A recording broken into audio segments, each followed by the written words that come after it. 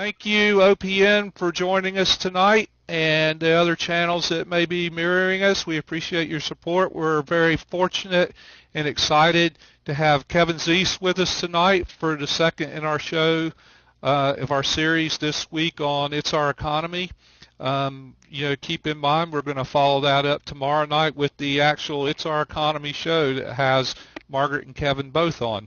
So we're lucky to have them here and giving us their time.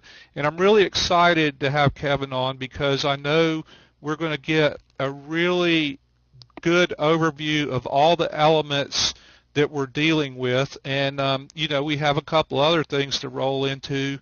We might talk a little bit about the Assange thing and also the Ryan announcement. As we all know, my position on that is it's just an open declaration of class warfare. So I think Kevin is going to be extremely informative and highly qualified to speak and educate us. So I appreciate all you guys being here. We will take questions from the chat stream like we normally do. So if you put those in bold, that'll be great. So Kevin, welcome to OPN. Thank you for joining us this evening. Happy to be here. Thanks for inviting me on. Why don't you give us an introduction to yourself and kind of a little bit of an overview and describe how you came to activism? I got active in a serious way when I was in law school in Washington, D.C. at George Washington. I graduated in 1980.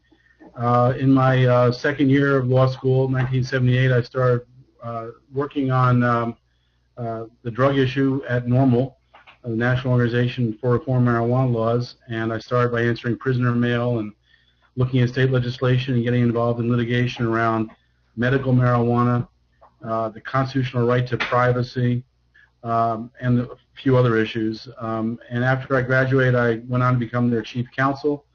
In 1983, became their executive director, and then in 1986, I kind of got tired of focusing on marijuana only and practiced law for a while at a law firm in Alexandria, Virginia, practicing criminal law. Started a group called Drug Policy Foundation then with Arnold Treback, who was a professor at American University, and that now is called Drug Policy. And if you go to drugpolicy.org, you can see how that's evolved into a large drug policy activism group. I've got into broader issues in this century, focusing on anti-war work, initially through a group called Democracy Rising with Ralph Nader, and economic justice work, healthcare, a wide range of issues. Currently I co-direct a group called It's Our Economy with Margaret, I co-chair a group called Come Home America, which is an anti-war group that brings people from the right and left together who oppose war and empire. And I do a lot of time on Occupy. I also got involved in this 21st century in electoral activity. I worked on a state legislative race, a Green Party race that did really well in Maryland, almost won. It probably did win if it wasn't for, I bet, some election shenanigans. Then I worked with Peter Camejo, who was running for governor against Schwarzenegger on that special election in 2003. Was Ralph Nader's spokesperson in 2004 when he ran against Kerry and George W. Bush. And then I ran for office myself, U.S. Senate in Maryland in 2006 with the Green Party nomination, the Libertarian Party nomination, and the Populist Party nomination. So I've done some third-party work as well. And just to hear you review all that, even though I've read it, I find it incredible that one person could cram all that into a lifetime. And, I think that alone is very inspiring. Now, we talked about this or chatted a little bit about this and helping to prepare for this show. And my next question is, what is your current primary focus? But by your own admission, you have a lot of simultaneous interests that you're working on at any given time. So where, give us the overview of what you currently are deeply involved with. Well, I think a lot of these issues are all connected. And one thing, after doing 20 plus years focused on the drug issue, which also has lots of different aspects to it, affects the workplace, affects international policy, the Colombian drug war, the use of the military, medical use of substances, addiction, all sorts of public health issues and law enforcement issues. So even that single issue has lots of issues tied to it, and it also ties into the whole corporate profiteering from the drug enforcement bureaucracy with private prisons and the treatment industry, which really relies on forced treatment rather than people choosing treatment, because most treatment admissions in this country come from courts requiring someone to go to treatment as opposed to someone picking it. And that's because I think we need to do a lot more work to improve drug treatment in this country. It's not really consumer friendly, it's court friendly. But what I basically work on now is the panoply of issues that are tied together by concentrated wealth and corporate power dominating our politics. And that affects everything from U.S. empire and foreign policy abroad and domestic policy. It covers the wealth divide, the failure to regulate Wall Street, the incredibly bad health policy that we have. We spend more than any country in the world, but get some of the worst results.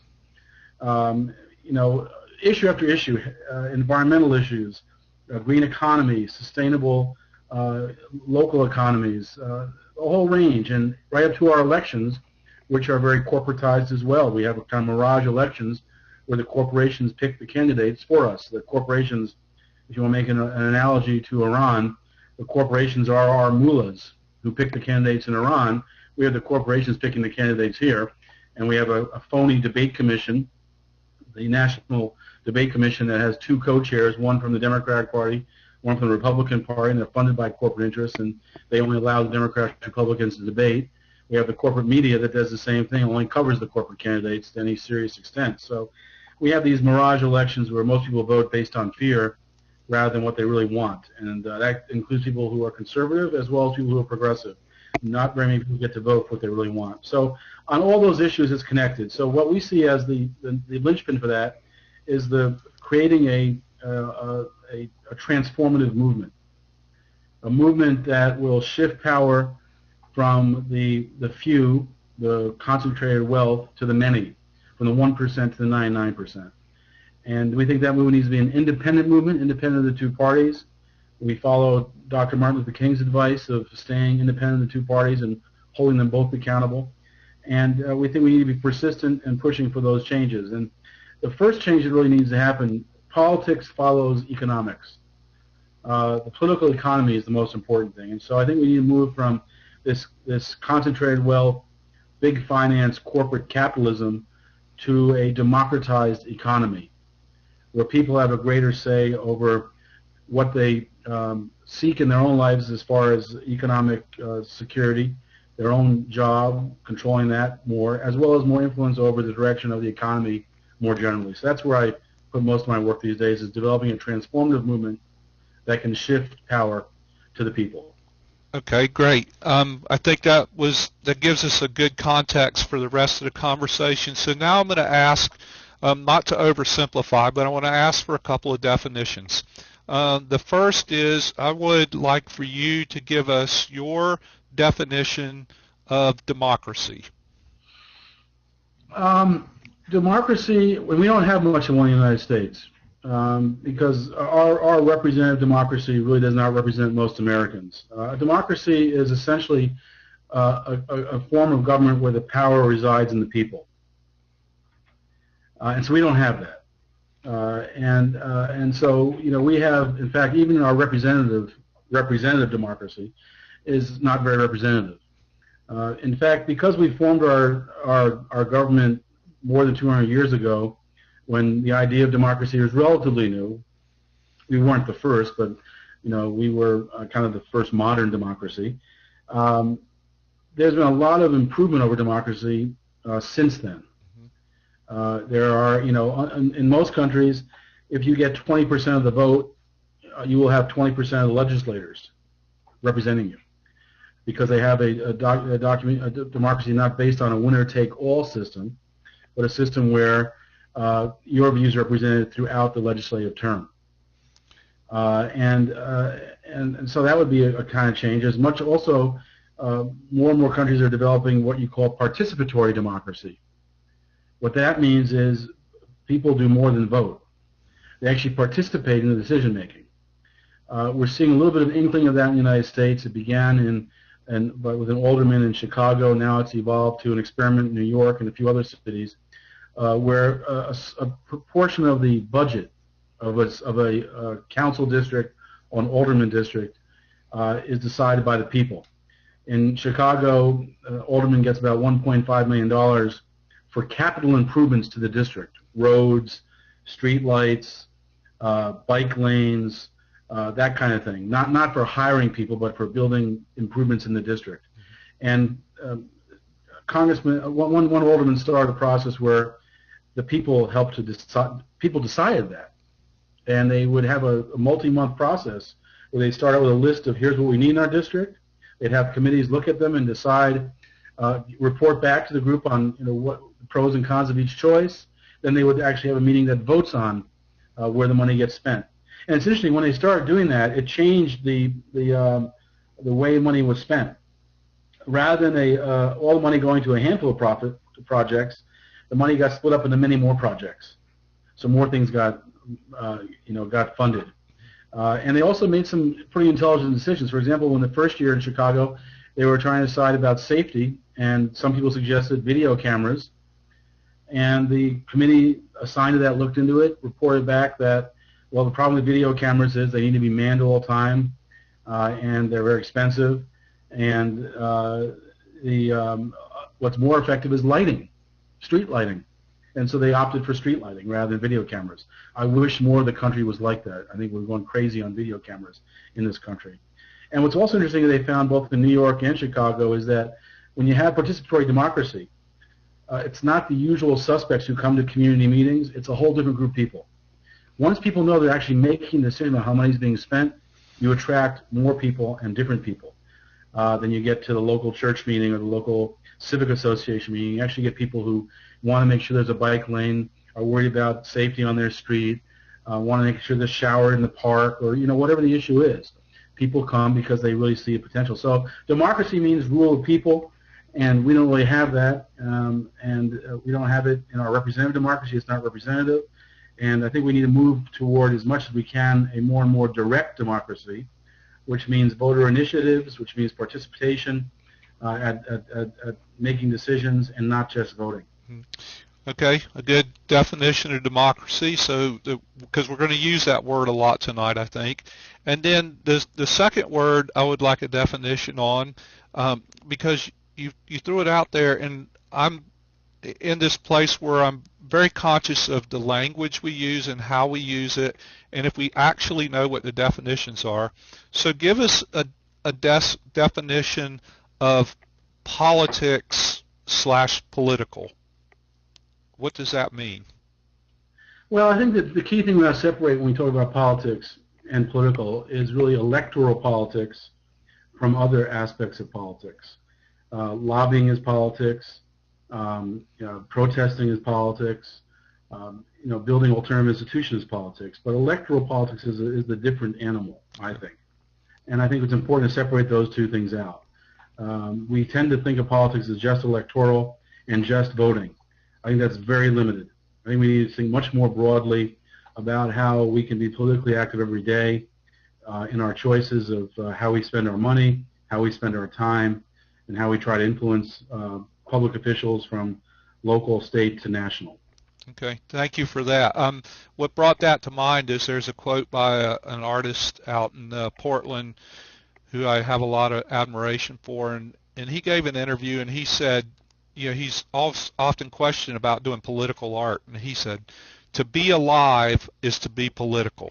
There's no separation between the two, and I thought that was really powerful because it does distinguish between all these other things and electoral politics, and it's too easy just to speak in abstracts and like. So thank you. We are deeply affected by political decisions in all aspects of our lives, and people need to recognize that if they don't get political, politics will get them. Good. There's a T-shirt, everybody. If we don't get political, politics will get us, for sure. And I think Ralph Nader deserves credit for that concept. Not quite what he said, but it's close. Yep, paraphrased. Um, Now let's get into the meat of the evening here. I would love for you to take us through the relationships of the influence of the money, the world economy, the politics, the mainstream media, and how that all is entwined and what its effect on democracy in the United States is, as well as we'll narrow it to electoral politics, I think, if you think that's a good idea. So you want to try to focus just to clarify all the world economy, domestic media, and how it affects electoral politics. Correct. Okay. Wow, that's a pretty big question. lots of loose ends to tie up there. You know, when I look at our electoral political system, what I see is corporate power everywhere, and that includes transnational corporate power, so it brings in the international economy too. And you see it in the media. I don't like to call it the mass media. I call it the corporate media, because that's what the mass media really is these six corporations that control the media content on television news, and same thing with newspapers and radio. Major conglomerates control the output of what we get to see and hear. And I think we're in a very interesting time right now on the media and on many issues.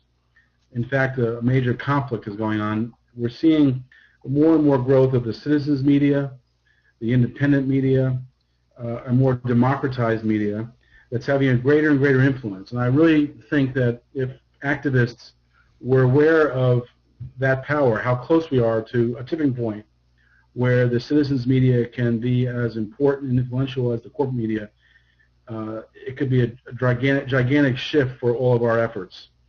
And what I mean is that if we act in a concerted way together to get information out, we can reach more people than the corporate media can. These cable TV shows have hundreds of thousands of viewers, and we could easily reach hundreds of thousands of people, probably just by all the people who are watching this discussion, because enough of connections in our social media and our blogs and our organizations that we can reach many more people than realize.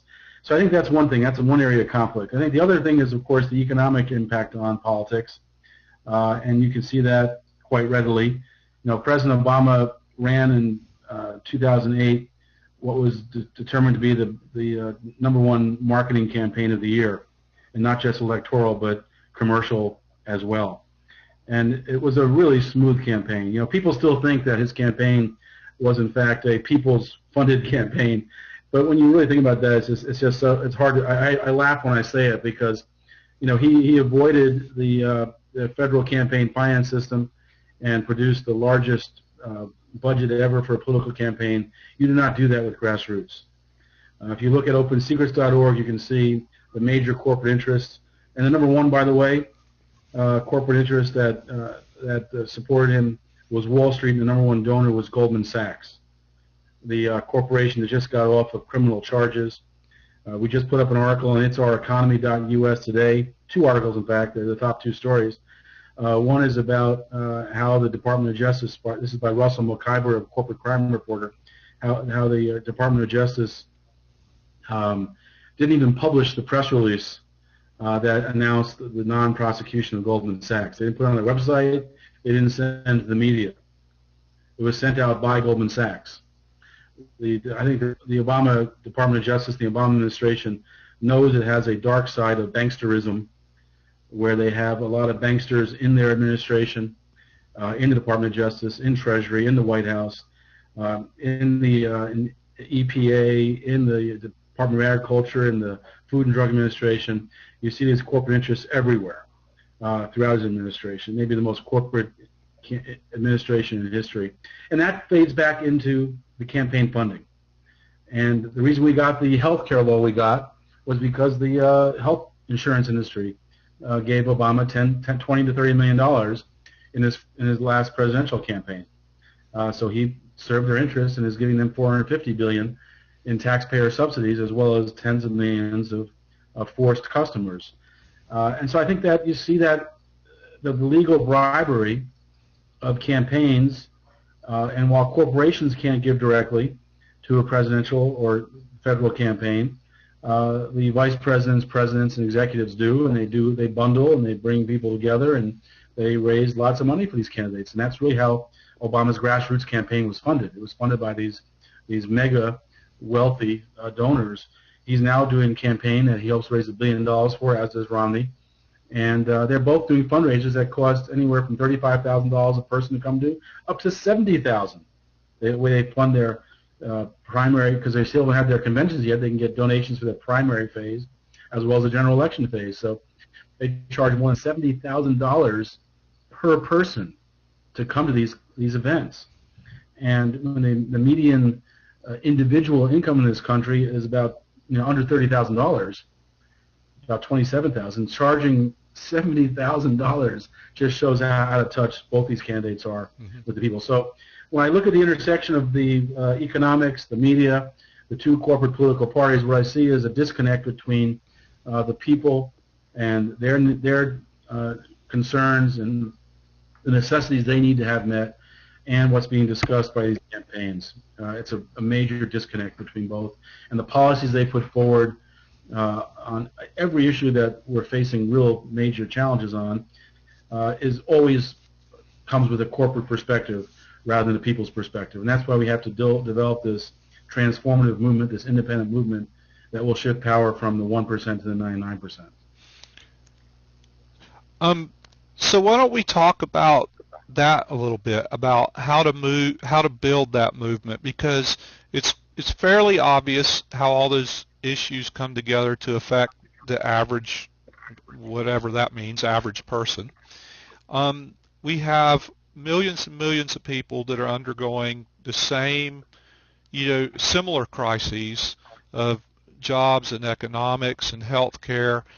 Everybody, tends to be in agreement this has to change, but there seems to be, my analogy last night was you can have a pro football game in a city and get 70,000 people there with no effort, but it's very difficult to get 70,000 people in that same city to rise up and speak up on any of these issues.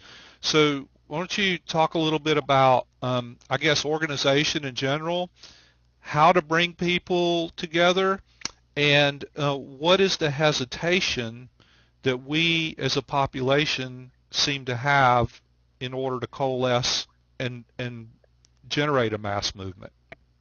Well, I'd like to talk about that in more detail tomorrow night when Margaret's on, because she has a perspective on it. But I'll give an initial answer, and then we can talk about more in depth tomorrow. Okay.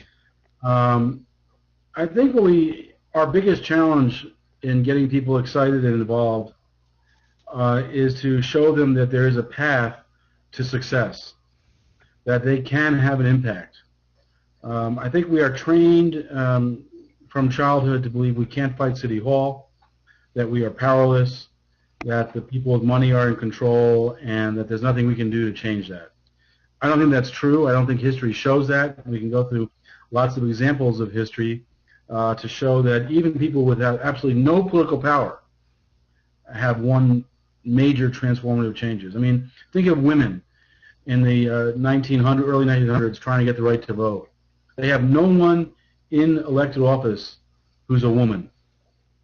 They have really no political power, direct political power, and yet they're able to get a constitutional amendment passed to give women the right to vote. That's pretty amazing. And you could look at a whole lot of examples like that. The end of Jim Crow, segregation in the South. African Americans were denied voting rights through various means, and they were denied economic rights. They were segregated and given poor schools, and separate but equal really was unequal, and yet they were able to organize and succeed. So I think the first thing we have to do is tell people that they have power and not to be afraid of their power. That's the second big challenge. Because when it's much easier to say you have no power and do nothing and just let life just flow through the life like it's a river, no matter how it treats you, no matter how rough it gets. Actually working to make change means you are recognizing you do have power, and then you have responsibility for what the outcome is. And that scares people sometimes. And so recognizing we have power and not being afraid of that power, I think, is the key. Of course, we have a major roadblock in this country in that we are a very deeply myth-based culture. Not only in our history, starting with the founding of the country and the treatment of the Native American Indians who were here, the treatment of Africans brought over enslaved. There's so much of a gloss put on that that we don't really understand it and know about it. And then currently we are so filled with myth in our news coverage that you have to work to get the truth. Now the good news is that there's more and more access to the truth because of the internet. You can find all sorts of information now that used to be impossible to find. And so we are in a much more stronger position than we've ever been to do that. But so I think our major task is to educate people about reality. Get people to see reality.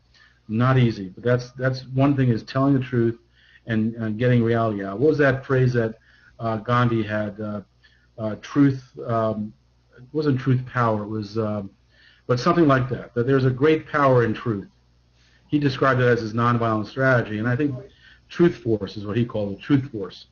Of course, he didn't use English, but that's what it meant, truth force. And I think that's the first step, is getting the truth out, educating people, and so that they can see what their real state in life is. And the second, of course, is to educate, organize, and mobilize. That's basically the three steps. Now, there's a lot more to strategy and tactics, and it starts having clear goals and a clear grand strategy, and I'd like to go into that in more detail tomorrow night, but that is the basics, is to really get people seeing that they have power, that their situation can be improved, that they're being unfairly treated, to raise people's consciousness. You can go back in history into the 1950s, and women, for example, who were in the employment and income in their life with their husbands and families, really were mistreated. And if you asked a woman back in that era, most of them would say they weren't. They were, taking pills because they, whatever. They didn't realize it's because they're mistreated. And so I think raising consciousness to see that we're mistreated is an important step. So recognizing that consciousness-raising phase, that's part of the education. The other education thing that's very important is to let people realize they're not alone. That was one of the things that was really great of the Occupy movement, was it brought people out and people realized they were not alone in seeing reality and seeing the unfairness in the economy, the lack of representation in government, and the unfairness in their own personal lives that they need to overcome. So I think that we're making some big strides in the last year of raising consciousness, educating people, and beginning to organize people so they can see their power. I think that's the other thing the Occupy did, was it really showed people they have power. We probably had 250,000, 300,000 people involved in Occupy. That's a tiny percentage of a population of over 300 million, and yet we changed the debate. We stopped the super committee from cutting Social Security and Medicare. We've occupied our homes in various cities that stopped evictions for hundreds of people. The list is long of the impact that we've had. Even though the media doesn't cover it, we know what the impact is that we have. And so Occupy showed people they weren't alone, and they showed people that they can have power. And if we can easily multiply that 300,000 people to 3 million, then we're 1% of the population. That's all. Yep. And imagine what 3 million people will do. They will scare the power structure, which is already scared. We can see it in some legislation Obama has signed. The NDAA allowing military detentions, without a trial. The new statute that allows a building where someone under Secret Service protection, you can't protest there, or Homeland Security can say it's a national security event, you can't protest there. I mean, they are afraid already. We're seeing laws passed to curtail our right to protest because 300,000 people all over the country started to rise up. So we have power, and we can have gigantic impact. We can transform this country in ways we can't imagine right now. That's very inspiring to hear. And just as a teaser for tomorrow night, for those of you guys who haven't read the details, tomorrow night is going to be strategy and tactics. So we're going to get into this in kind of a deep way tomorrow night. So I hope you guys will all tune in. I wanted to touch on the education and information part of that, and this comes back to the media. And you brought up, the wider range of media now. How effective do you think the alternative media has been so far? Like a show like this, or the self-funded radio, all the live stream, all the commentary. How good a job are we doing, and how can we be more effective? Well, we're getting better. I think we're getting stronger and stronger. Mark and I have our own radio show called Clearing the Fog. FOG stands for Forces of Greed.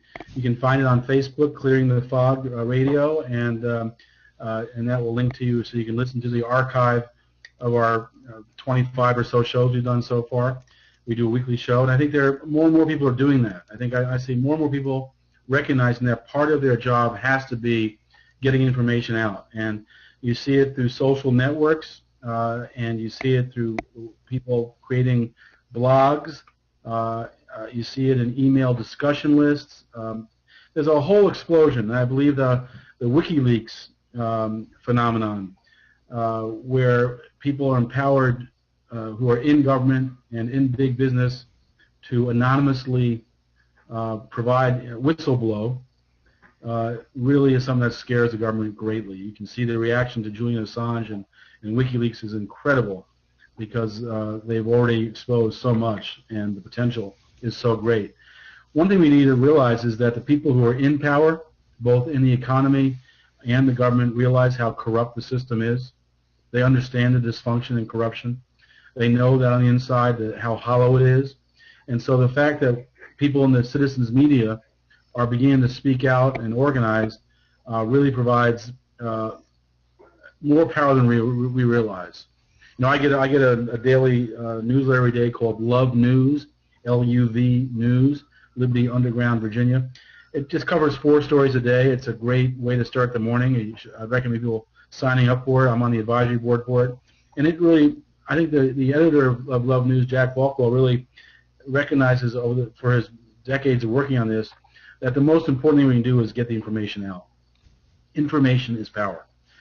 And so I think that's why, when a show like this, I say yes to, because I think it's so important for us to talk to each other in ways that's people to people, and break down the hierarchy between people so we can all talk to each other and recognize that we're all citizens trying to accomplish, major transformation. And so I think citizen media can get stronger if we are, first of all, recognizing our power and influence, recognizing the importance of getting the truth out, and working together more to do it. As I said, if we can organize ourselves in a way where we act together to get out information, we can force the corporate media to cover things. We've seen that happen before. I remember during the anti-war era, during the Bush administration, something came out called the Downing Street Memos. Came out of Great Britain. There were memos from the British Prime Minister's cabinet about a war with Iraq, and it really showed the war with Iraq was planned well before the attack happened, well before the WMD nonsense, built up. They were going after Iraq no matter what, and there's not being covered in the corporate media. But a group of anti-war activists, David Swanson, really pushed this effort, and we joined with him. Started something called After Downing Street, and we started to put out lots of, online media about the Downing Street memos, and it forced the corporate media to cover it. And so, I think our goal should not necessarily be get the corporate media to cover it, but it should be to get information out and realize the power we have. When we started the Occupy in Washington, D.C., the October 2011 movement at Freedom Plaza, if you look at that website, occupywashingtondc.org, and go to the media page, you'll see that we list all the independent media that was going to cover us. We urge people to realize that they are the media. When they come to Freedom Plaza, it's part of their job is to report what's going on there, that their cell phones can become a live stream, essentially a TV network that you can tell what's going on, video with a video feed. And we did that because, and by the way, we didn't send a press release to the corporate media. We only organized the independent media and the citizens media because we felt that the corporate media would either ignore us or denigrate us try to destroy us. First they try to ignore you, then they try to destroy you. And we wanted the corporate media to see that if they tried that, there'd be hundreds of thousands of people knowing what's going on because we had large independent media coverage, large citizen media activism, and our view would be heard. And their credibility would be destroyed if they didn't cover us fairly. Well, let's act with intention. Act with intention. That's the goal. Act with intention. We got to think about what we're doing and act with intention. Excellent.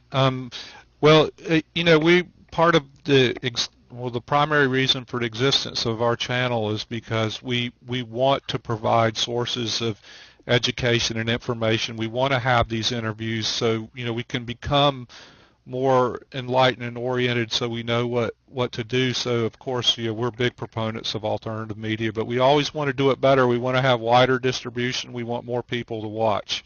And I use my Facebook page that way. If you look at unfortunately I can't take more friends, but people can sign up to subscribe to get what comes out of my Facebook page. That's not limited to 5,000 people, so you can do that on my page. But I use my page as essentially a newspaper. It's a web-based newspaper covering all sorts of issues that I think aren't covered in the media. So we do the same thing with It's Our Economy and Occupy Washington D.C. Those websites are also used for those purposes. And I don't know if we told you or not, but we have a facilitator that is actually putting those links up as we speak, and we provide all those links in a pad for people to review after the show. So we're sharing and distributing that as we speak. I want to talk a little bit about Occupy and Occupy DC. I know you were involved with the initial occupation of Freedom Plaza, and you guys had a pretty good encampment there. Won't you just, I guess my question is, because I come up with this all the time, and do you feel that should Occupy be an agent for social change, the big umbrella of Occupy, and if we should, are we effective at that, in the manner that we need to be? Well, we can always get more effective. And, when we started organizing the Occupy Washington, D.C. at Freedom Plaza, it was April of 2010, and we went public in June.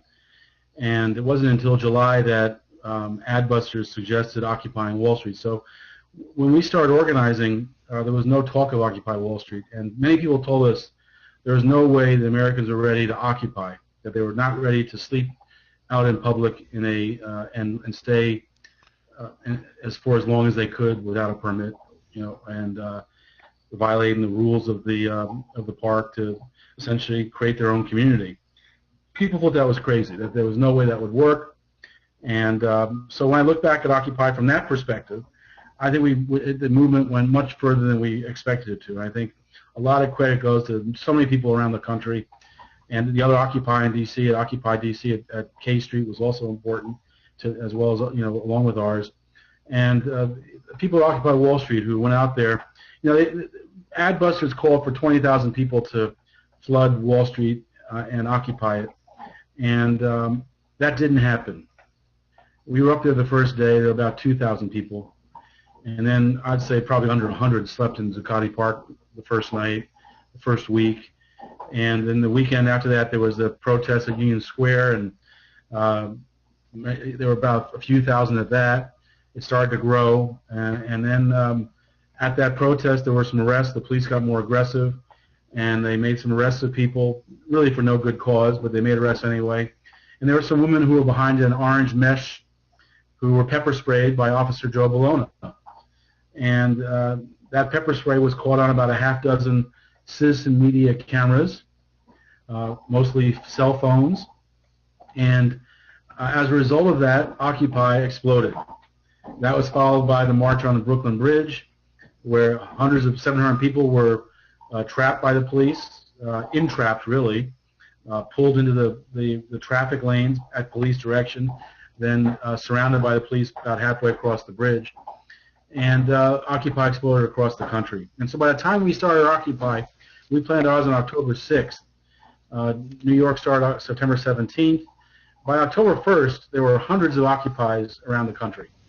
In fact, we had organized people in about 32 states to organize local occupies to come to D.C. and be part of Freedom Plaza. But by the time Occupy exploded, many of them decided to stay home and form their own occupies, which was great. We supported that. And so rather than being alone and being the first, we were among the last. We started October 6th, the anniversary of the 11th year, the beginning of the 11th year of the Afghanistan War. We were among the last started, and a movement had already developed. And so that's, I think, one of the things that you learn when you do political work, trying to organize people. You don't know whether the country and others are ready for it. All you can do is do your best to organize it, reach out to people, give people an opportunity, and people will participate to the level they can. And no matter what you do, it's a success. If you have 100 people out there, if they're the right 100 people, that can grow. I remember once when early in my activism career, I was working on the marijuana issue, and I did a tour of Iowa, of all states. And I went to a University of Iowa, coming all the way from Washington, D.C., and there were about a half a dozen people in the room when I got there. And that was the only stop in Iowa. Did a lot of media, radio stations, but I got to the university, only a half a dozen people there. I come all the way from Washington, D.C., and a half dozen people. But it turned out that 5 out of 6 of those people ended up being lifetime activists, all of whom had a big impact individually. And so if you do an event and 50 people show up or 100 people show up, those are the right people. And sometimes an event with less people who are committed is more effective than a large event. I've spoken to crowds of more than 100,000 people at HempFest in Washington, in Seattle. In fact, that's just going on now. They still get those kind of incredible crowds out there. But sometimes I look back and I look at those smaller audience events, and they may have been more effective. So you have to organize an event, reach out to people, get whoever you can involved, and whatever happens, build from that. The Tahrir Square activists, the Egyptian revolutionaries, they did many, many events for many years where they got 10 people, 50 people. And then they hit the right chord for some reason, the right moment in history. And I think Occupy did that as well. And my prediction is that 2013 is going to be even a bigger year for people trying to end corporate rule and shift power to the people. Whether it's the form of Occupy or not, I don't know the answer to that. But there will be protests and citizen actions in 2013. And by the way, when I say citizens, I'm including undocumented workers. I don't mean that as a term that's limited to people who have legal papers, because I think the immigration laws in this country are absurd, and we need to move to more of an open border situation, in my view, on immigration. I think this approach that we have is really counterproductive. It's only good for the corporations. So I think 2013 is going to be an incredible year, and we're going to build on the successes of 2012. We're going to be facing another economic collapse. We're going to be facing immediate austerity, no matter who's elected, whether it's Obama or Romney. We're going to be facing more austerity on Social Security, Medicare, and other social services. And people need to be ready for that and get organized, because we're going to see an explosion of activity in 2013. That makes me very optimistic, and I'm really looking forward to that. And I love, you just gave us a little mini lesson here about, organizing, doing your thing. It's, if it happens, it's a success, and it's a whole different definition. It's like our definition of success. Every forward progress is a success. So thank you for pointing that out, because I find that very encouraging. And I live in a very remote rural area, and so there's only a handful of people for me to connect with, but we do what we can. And some of our viewers are in New York and DC and everywhere, and so they're used to working with bigger crowds, but it all matters equally. And I think it's easy for us sometimes to get discouraged, and we need to be reminded, by example, like people like you and Margaret, and then people we don't even know that we just see, that get up every day and they go, okay, here it is, another day. Let's see what we can do with it. Extremely valuable. One other thing that I think is worth mentioning, because I work on so many different issues. And one thing I learned, I worked, as I said, for 25 years on just the drug war, even though it has lots of permutations. It was still a single issue effort. Working on multiple issues provides us opportunities to stay strong, stay active, because at different times, different issues are ready to progress. And even though they're all connected to corporate power and corporate rule, which is the boogeyman we need to break, is that concentrated wealth power, whether it's mountaintop removal, climate change, healthcare, regulation of Wall Street, breaking up big banks, drug war. You pick the issue. At different times, different issues are ready to advance. And I think by recognizing the connection of these issues and working on a variety of issues, you can really push forward strongly at all times. When in one issue it's a roadblock, you can shift to another one and push forward. And so it gives us some flexibility. This is something that Ralph Nader taught me as well. Working with him was a great experience. And one thing, he's worked on a wide range of issues also throughout his career. And he says he does that because he wants to always be moving forward, making progress somewhere. And so if one issue hits a wall, shift to the next issue and push that one. And so looking for those opportunities on all these issues that are all connected by the same issue of concentrated wealth really allows us to go forward, consistently. I like that's a good lesson, because one of my personal challenges is I like to take an issue and work on it, and then when I look at so much energy being diffused over such a wide area, I wonder if that's effective. But when you place it in that context, it makes perfect sense. So you just follow those issues that are moving, and you work on that. When you hit a roadblock, you go, okay, roadblock, but we can move this one forward. So something's always moving forward. I appreciate that. That really opened up my eyes a lot too, and really enabled me to work on a more diverse set of issues. But they're all connected, as I said, by that same issue of developing a transformative movement to shift power from the concentrated wealth to the people. I want to digress a little bit, because some people have brought this up, and I know you have some degree of familiarity with it. I want to talk a little bit about the Bradley Manning case, and maybe you've mentioned WikiLeaks and Julian Assange, and we know there's stuff's going on in Ecuador right now of asylum and all that, and was wondering if you could kind of give us your observations and overview of that. Well, I put a lot of effort in the Bradley Manning case. I'm on the steering committee of the Bradley Manning Support Network. I urge people to check the website bradleymanning.org regularly. Donate there. We're funding the legal defense with David Coombs as Bradley Manning's lawyer. He's doing a great job. Some very important hearings are coming up the end of this month and beginning of next month, and so people should really watch closely. There's some really important stuff happening in that case, and for the first time, we're seeing some glimmers of hope because of the outrageous government conduct that we've seen, really giving a real legitimacy to the defense lawyers' urging of dismissal of the charges. I think the case is very important, and as is the Assange case, because we're in a transitory stage of media. We're moving away from this concentrated corporate media to a dispersed citizens media, dispersed people's media. And that's a real threat. It's a threat to government, a threat to big business, and a threat to the corporate media. And they are uniting to try to stop this. They're not going to succeed. The genie's out of the bottle. The technology is available for people to anonymously whistleblow. The lesson of Bradley Manning is don't brag about whistleblowing. If Bradley Manning is guilty of what he's accused and is found guilty because he talked to somebody about it, and that some person turned out to be a fink, someone who was going to inform on him, he wouldn't have gotten charged if that hadn't happened.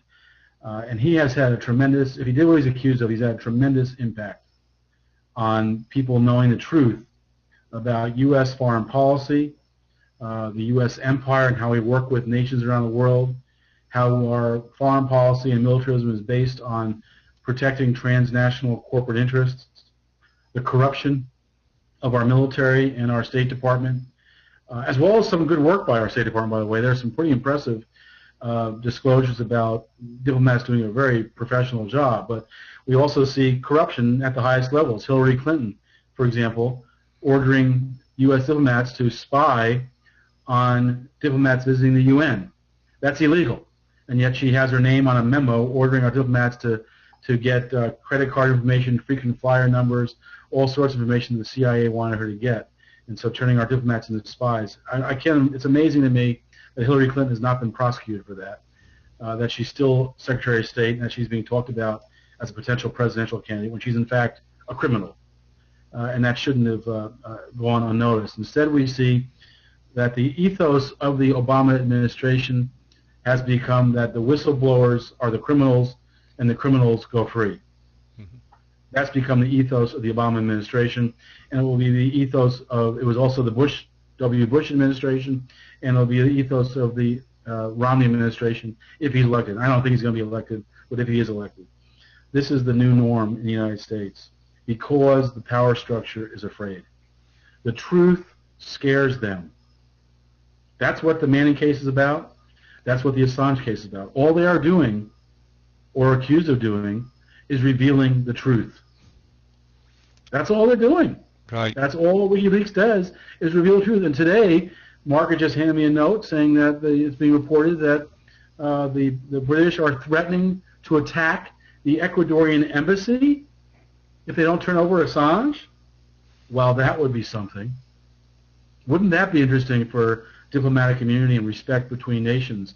That would be quite a change. So I hope that the Ecuadorians stay strong, grant immunity, and that they find a way to get Julian Assange to Ecuador, because this is a challenge that needs to be fought and needs to be faced. I hope they don't kowtow down to the threats. I'm sure they're getting, once it got leaked that they decided to keep Assange, I'm sure a lot of threats came from the United States, the UK, and Sweden. And that Ecuador is under a lot of pressure right now, so I hope they stay strong and provide Assange with political asylum. I do too. And just before we went live, I had checked a couple of news feeds, and there already been U.S. sanctions, economic sanctions, put on Ecuador, trying to exude some leverage on this issue, and it just shows how all those mechanisms work. And I find it extraordinarily difficult to believe that the British would actually attack the embassy, but you don't know anymore. Everybody is so violently opposed to these truths coming out and covering their tracks. Well, these cases, the Manning and Assange cases, are equivalent to the John Peter Zenger case that essentially defined freedom of press in our Constitution and in state constitutions before our federal Constitution. The Zenger case essentially was that case. And what we have with the Assange and Manning cases is defining the level of secrecy and transparency in government. I think we need much more transparency. Transparency will save lives, while secrecy has cost us lives. Secrecy has been essential to every lie that has gotten us into war. If we had a transparent foreign policy, the weapons of mass destruction lies wouldn't have existed. A lot of the misinformation we're getting on Syria right now, where there's a real effort to gin up a war there, and same with Iran. A lot of misinformation there as well we're getting. Transparency would prevent those wars. We really can be the century that ends wars. We can be the generation that ends wars. And I think a critical linchpin of ending war is truth in government. And a critical way to get truth in government is transparency. And so transparency threatens the military-industrial complex. It threatens transnational corporations that steal from developing nations their resources at unreasonable prices and gets essentially slave labor around the world. And so these cases are critical because, as we said earlier, the independent media getting the truth out is scaring the power structure. It's a critical ingredient to organizing people, let them know the truth. And so an organization like WikiLeaks is a great threat to the power structure, and that's why you're seeing the Assange case taken so seriously. But I can tell you, if they make Assange into a martyr, they will make him into a hero, and he will be replicated and replicated and replicated. The technology that WikiLeaks uses is already being used by other outlets that do the same kind of thing. And so this is not going to end with Assange, no matter what they do with him. And throughout our history, by the way, no matter how these cases turn out, whether we win or lose, the fighting of these cases is the key battle. Winning or losing is not the key. There was a case early on in our pre-revolutionary history where the Great Writ was challenged. The Great Writ allowed Britain essentially to search the homes of U.S. colonists, and that was challenged in court, and it was upheld in court. And John Adams, who was a court reporter, wrote at the time of that decision, then and there, the child liberty was born. It was about 10 years before the Revolution. And so a defeat upholding the right of Britain to search colonists led to a revolution. And by the way, the American Revolution, the transition occurred when people's consciousness changed. And they recognized they could be free of Great Britain, and they could run the colonies better than the imperialist Britain could run. The Dred Scott decision, which essentially said slaves are property, have no rights, that led to the abolition movement growing stronger and getting more active, getting politically active, running elections, and destroying the Whig Party, one of the pro-slavery parties, the Whigs and the Democrats. And so often throughout our history, these kinds of cases, no matter how they turn out, become important. I think that's going to be true with the Manning case and the Assange case. If we win, that's fantastic. If Assange is not prosecuted, if Manning was acquitted, that would be fantastic. But no matter how they turn out, they are advancing the cause of transparency in government. They're advancing the cause of independent media away from corporate power. They're advancing the cause of the people's citizen media, broadening out our ability to share information, comment on information, and all become media outlets ourselves. I love the references to history because I try to read back and understand these things, and these patterns repeat over and over, and it's too easy to forget them. If we look at history and we can see the successes, it helps to point our way now. Even though things are completely different, there's still good lessons to be learned there, and I appreciate you pointing that out. A third little case I want to touch on, and then we'll go to kind of my closing questions, was the NDAA. Are you involved in some of the responses to that? We listened to the panel a couple of weeks ago that Tangerine Bolin hosted, that the Hedges lawyer was on, and the NDAA, which I think is one of the most insidious decisions that have been passed recently, is quite a threat. And I was wondering what your observations on that might be. Yeah, that's a case. That's something I'm following very closely and very concerned about. The NDAA really has shown the Obama administration to be what it is. You may recall President Obama first threatened to veto it. He threatened to veto it because it curtailed his power in the original draft, and it actually expanded out his power in the final draft. When the court enjoined the preliminary, put in force a preliminary injunction and stopped the law from taking effect as far as the indefinite military detentions go, two things happened. One, the Obama administration appealed that, so they really feel strong that they want to have the power to indefinitely detain people in the United States in military detention.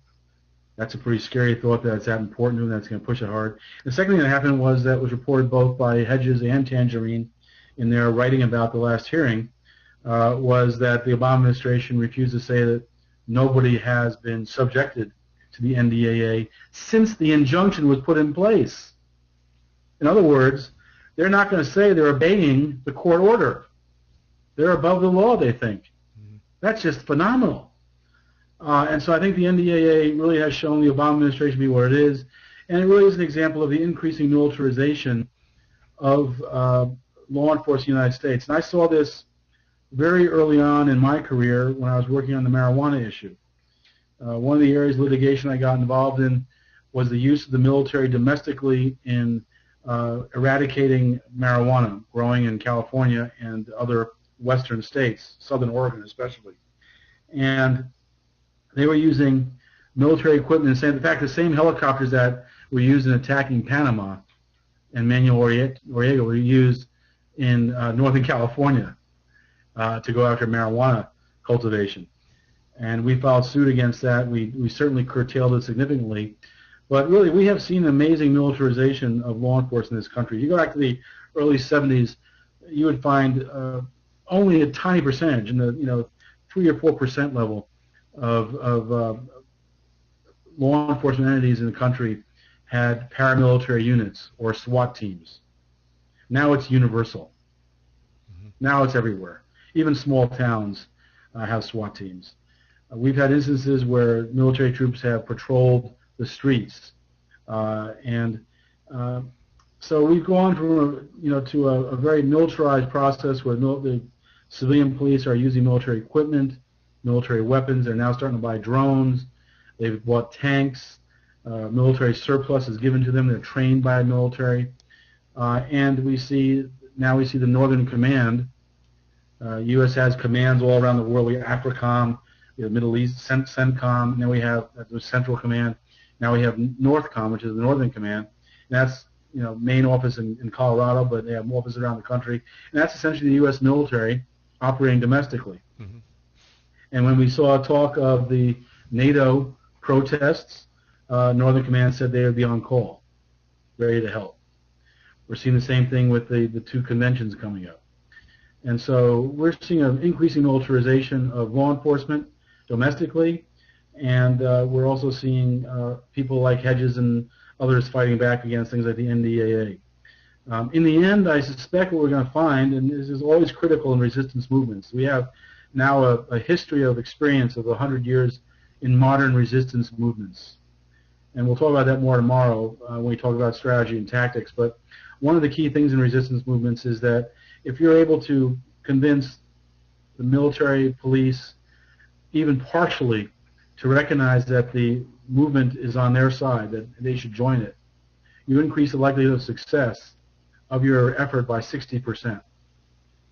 And so it's very important for us to reach out to police and military, talk to them when they're not on duty, talk to them when they are on duty, and let them know that what they're doing we know is not consistent with American ideology or Americans' vision of themselves, with their vision of what they thought they would be doing as police and military, and that the world we're advocating for will be better for them and for their families.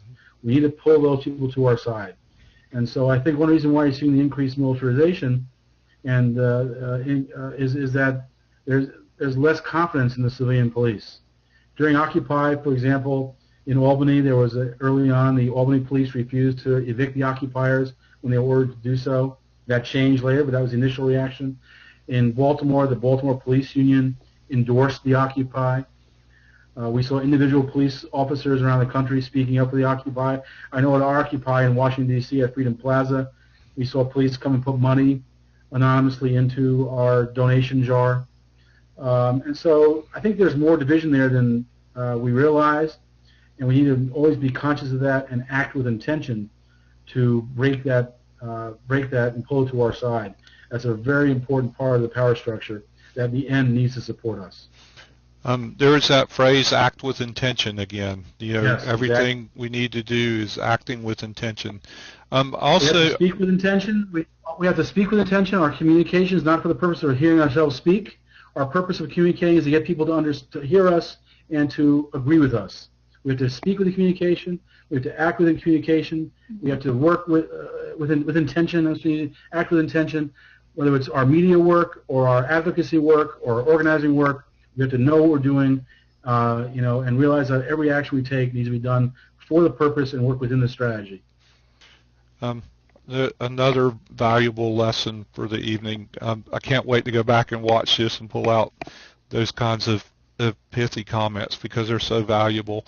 I wanted to just throw out, because I did a tweet before we went live, that the city of Charlotte, North Carolina, where the DNC is being hosted, the city council has arbitrarily passed, without public referendum, a law on the books that is active as we speak that allows the police the authority to declare an extraordinary event and take it essentially I characterize it as an ability to impose a micro martial law on a situation.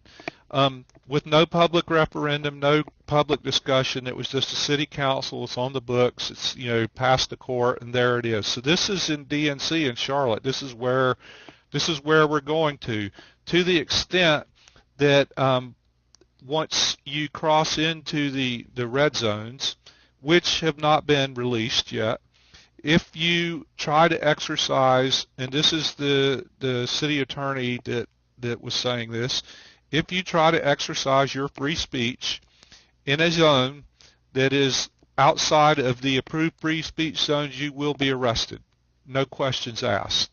And it gives them just this almost unlimited authority to make snap decisions on the spot with no ability to respond to that.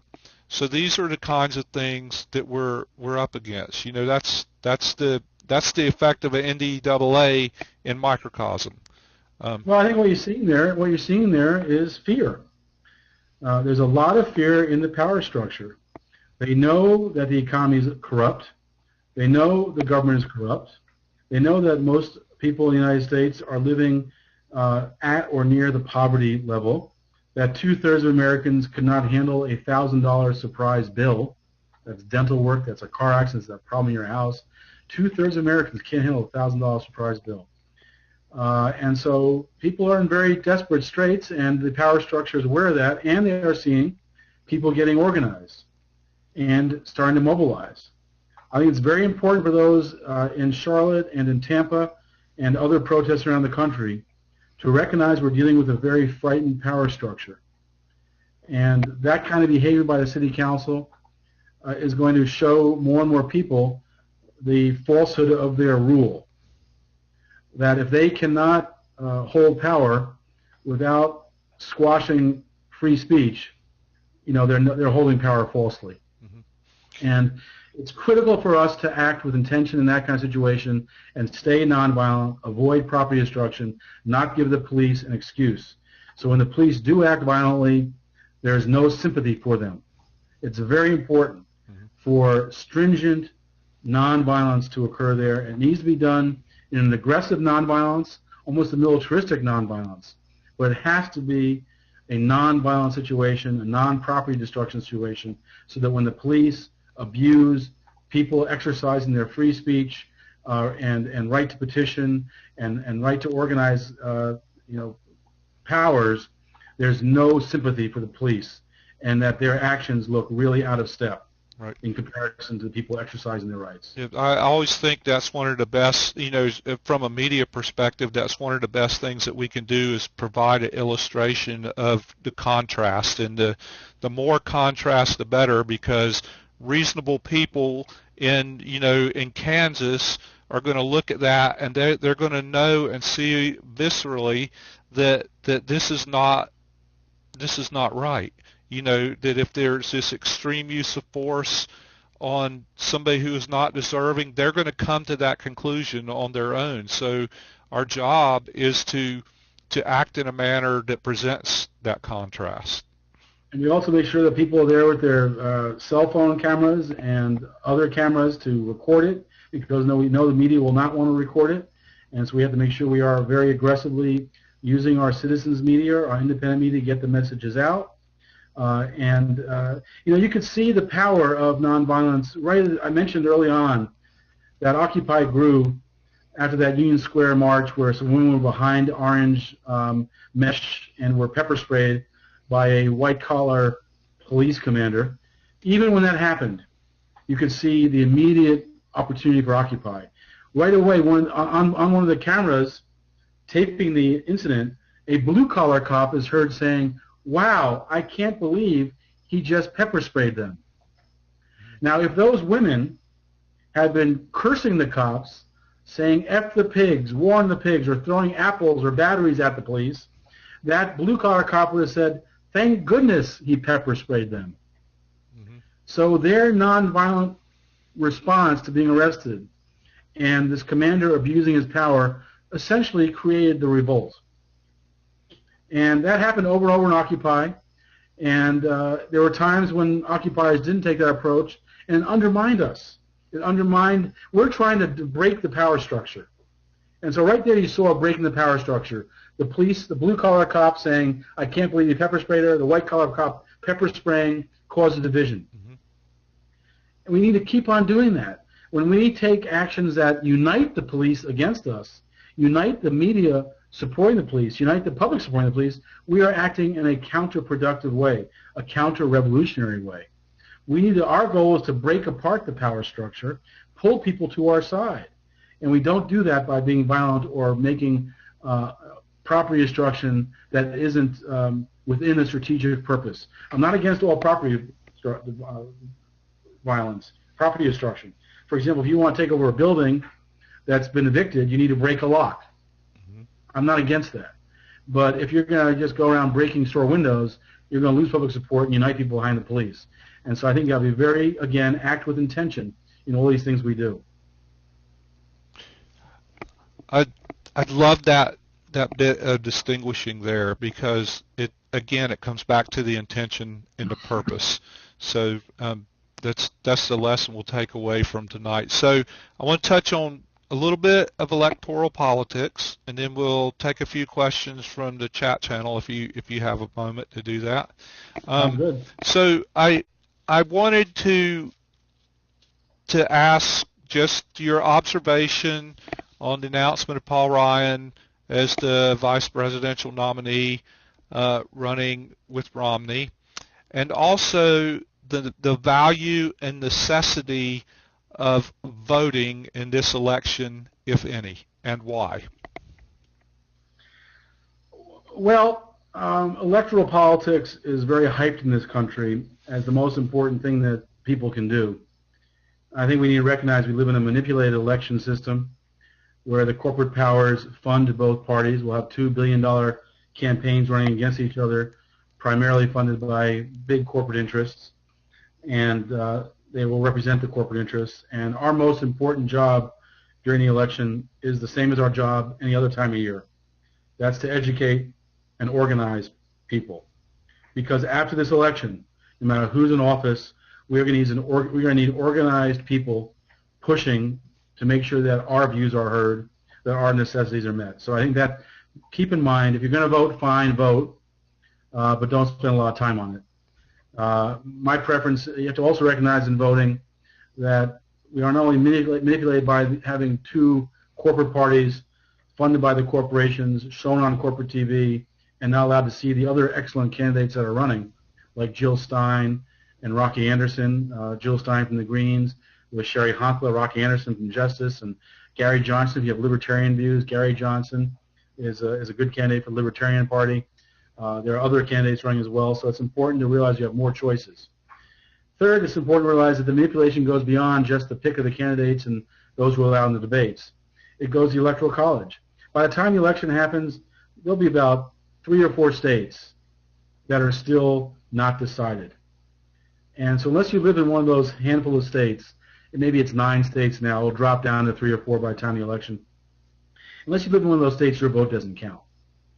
The Electoral College has already decided where the Electoral College votes from your state will go. In Maryland, where I am, there's no question the Electoral College will go to Obama. Same with Washington, D.C., same with New York, same with California, Washington, Oregon.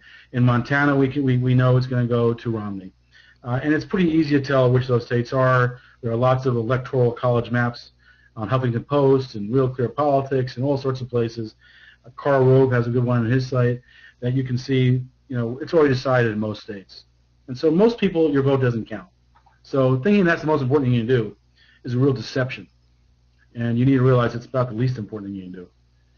The most important thing you can do is be an active citizen working for a long-term effort to shift power to the people. And I think people should not fall for the nonsense that voting for what you believe in is throwing your vote away. When you think about it that way, voting for what you believe in is throwing your vote away? Isn't voting for what you don't believe in throwing your vote away? That's throwing your vote away.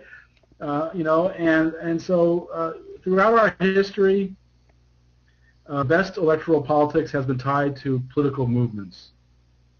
Whether it was abolition, which were, since before the country was founded, was trying to end slavery. The first state to end slavery was Vermont in 1777. So it was a long-term movement. And they got electoral in the 1840s and 50s after Dred Scott and the Fugitive Slave Act. They got more electorally active because the two parties at the time, the Whigs and the Democrats, had conspired to keep slavery out of politics, out of the political arena. And the Whigs were northern industrialists who profited from cheap cotton and slave labor. The Democrats were dominated by owners of plantations, of slave plantations. So you had two parties that were profiting from slavery, the biggest business of the era, more valuable than the banks, more valuable than industry, more valuable than railroads, more valuable than all three of those combined.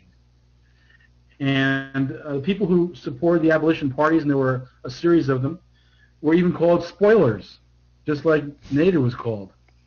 The same language was used. And they were accused of supporting the greater evil rather than the lesser evil. All this stuff repeats itself. But I know if I was in the 1840s and 50s, I'd be voting with the abolition party. I'd be voting against slavery. Mm-hmm. And if I jump forward to the late 1800s, I'd be voting with the Populist Party. That was challenging banks who were taking farms away through mortgage failures. That was allowing unions to get organized in urban areas. I would be with the Populist Party. Now, the Populists and the Abolitionists, just like the Progressives, the Socialists, the Greens, and so many other third parties that have put critical issues into the political system, they didn't win any presidential elections.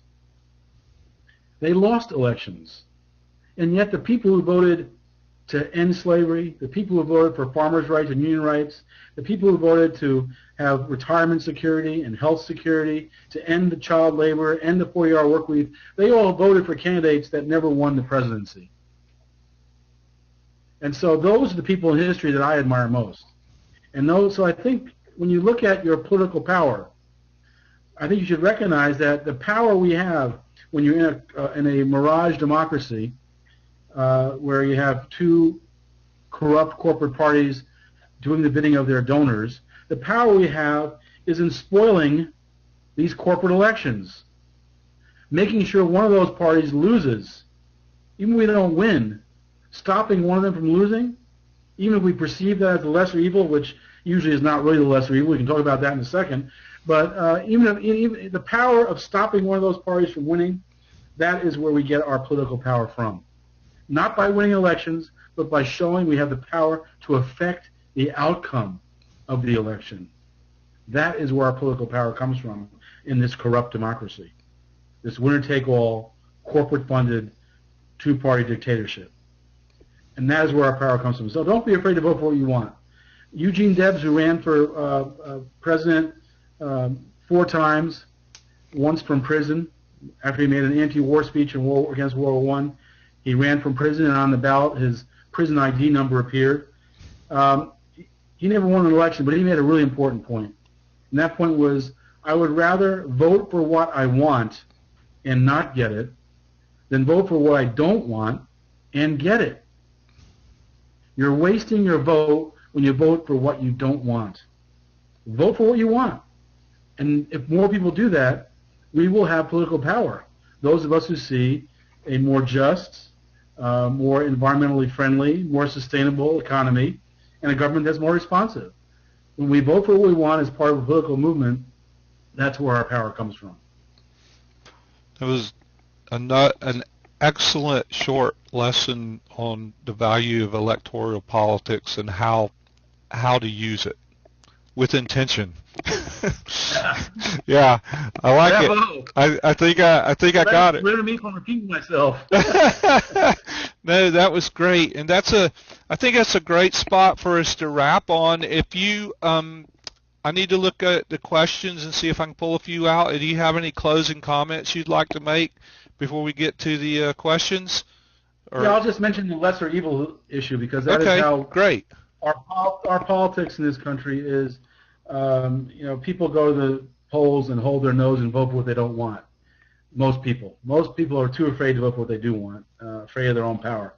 But lesser evilism is very deceptive. Uh, Nixon was the one who ended the war in Vietnam. He was a red baiter, anti-communist warrior, and favored militarism. Yet he was forced to end that war by two things: the reality of the war failing and being very expensive to win, and the political reality of people being organized to oppose the war. People being organized made a difference. And so while he was looked at as the greater evil, he actually ended the war. President Obama was looked at as the lesser evil. But as Glenn Ford of Black Agenda points out, he's actually very awesomely evil, and in fact is the more effective evil, because he's able to do things that John McCain could not have done without mass protest. The Obama health care law would have been protested by all the Democrats who now support it if it had been passed by McCain, because the Obama health care law is a Republican law originated by the right-wing Heritage Foundation, first put into place at the state level by Mitt Romney, a conservative Republican, and Obama put in place nationally.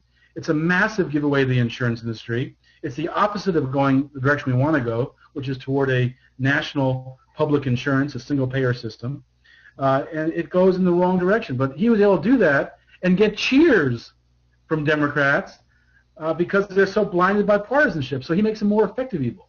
When he, is going through and deciding who to assassinate with drones, looking at their pictures and biographies and saying, kill that one. If McCain had done that, there'd be revolts in the street against McCain. What Obama doing that? Silence. Escalating Afghanistan, attacking Libya without congressional support or UN support. He took a UN resolution and went way beyond what it said, and he made it into a war to remove Gaddafi. That would have been protested if McCain had done that. So on issue, if McCain had not prosecuted Goldman Sachs or any banksters, the last 3 years, there'd be protests. Because it's done by Obama, there's none. So he's a more effective evil. So don't play this game of lesser evil, greater evil, because it's a very deceptive game. And many times the greater evil does things that surprise you, and the lesser evil is a more effective evil that does more damage than you could have imagined.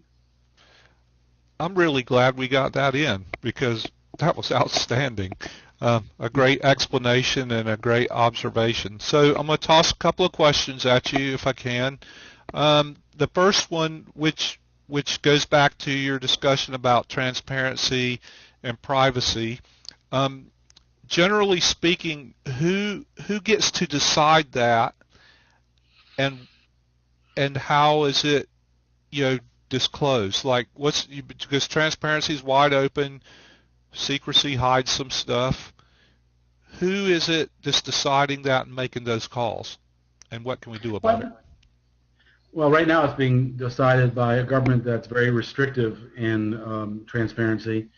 President Obama promised the most transparent administration in history, and instead he's become the top prosecutor of whistleblowers in history, more use of the Espionage Act than anybody else, all combined. So right now it's a very restrictive transparency, and the government tends to overclassify documents to keep us from knowing what's going on.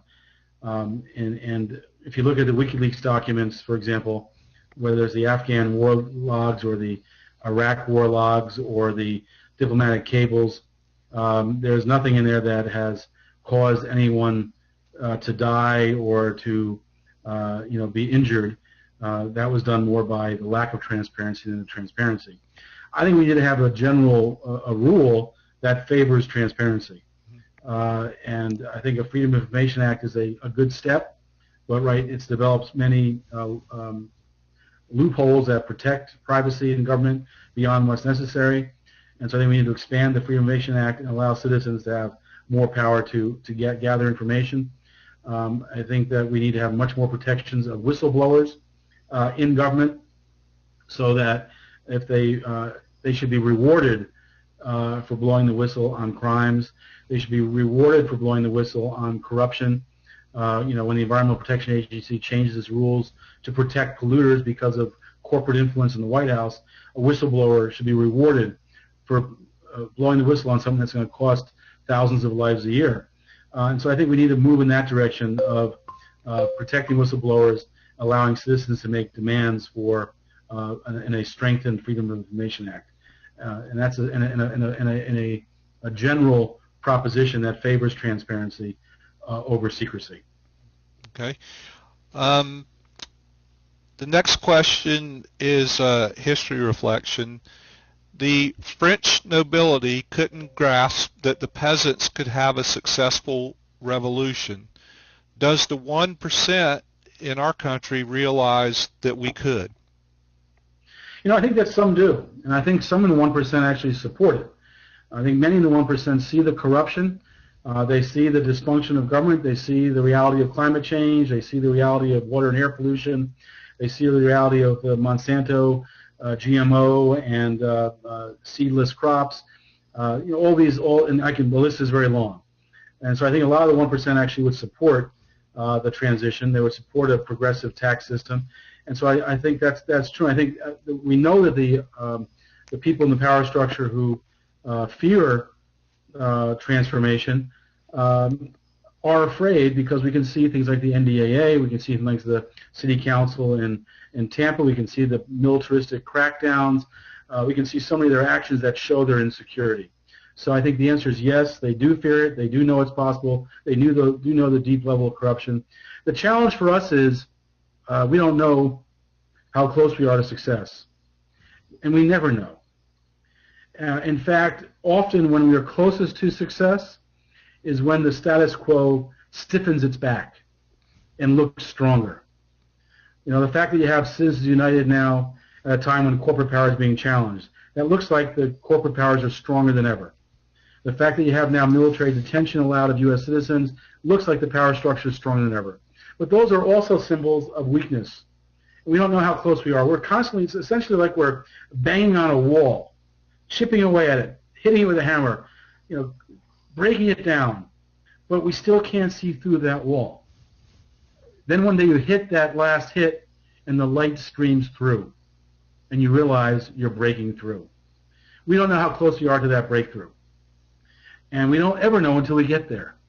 Chris Hedges, who's a good friend and an ally and advisor, often tells the story of being in Germany before the Berlin Wall fell down, talking to German activists who were trying to break down that wall, who were trying to create free passage between East and West Germany. And he's meeting with them, and they're saying, perhaps in a year we'll be able to have free passage between East and West Germany. That night, free passage began. So even those most closely involved didn't know how close they were. I think the same is true here. We have an intensely corrupt government. You can see in the Supreme Court with Clarence Thomas and his amazing corruption that's so open, almost overt. You can see it in the 2000 decision where Scalia and Thomas are in the 5-4 majority, when Scalia's son is in the law firm arguing for Bush. He should have recused himself from that conflict of interest. Where Thomas's wife is collecting resumes for people to join the Bush transition team. He should recuse himself for that conflict of interest, and yet they didn't. So it goes as high. I mentioned already Hillary Clinton at the State Department and signing a memo directing diplomats to spy. The corruption is deep. You see it at Department of Justice with Eric Holder and not prosecuting Goldman Sachs and the ties that his former law firm had, Covington and Burling had with Goldman Sachs. So the corruption is incredibly deep, and everybody involved is aware of the corruption. They know it's corrupt. They know they are, and they know that if people realize how corrupt it is, the revolt will happen in ways that can be very quick and transform things in ways we can't imagine right now. And so I think we could be closer than we realize, and all we can do is keep banging on that wall until the light breaks through, and it will break through. And there's our call to action to end the evening. That's a fantastic analogy, and I really like it.